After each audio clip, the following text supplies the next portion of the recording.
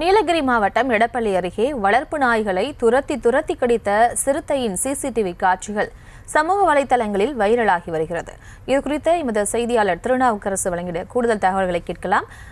திருநாவுக்கரசு, வணக்கம். விவரங்களை வழங்கலாம். வணக்கம்.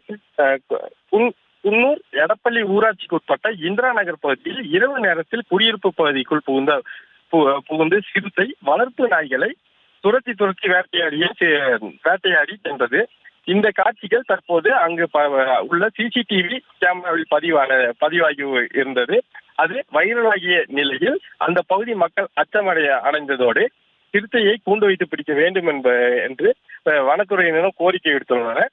நீலகிரி மாவட்டத்தில் குன்னூர் சுற்று வட்டார பகுதிகளில் அவ்வப்போது வனவிலங்குகள் இரவு பகல் என்று பாராமல் குடியிருப்பு பகுதிக்குள் வந்து செல்வது வழக்கமாகவே உள்ளது.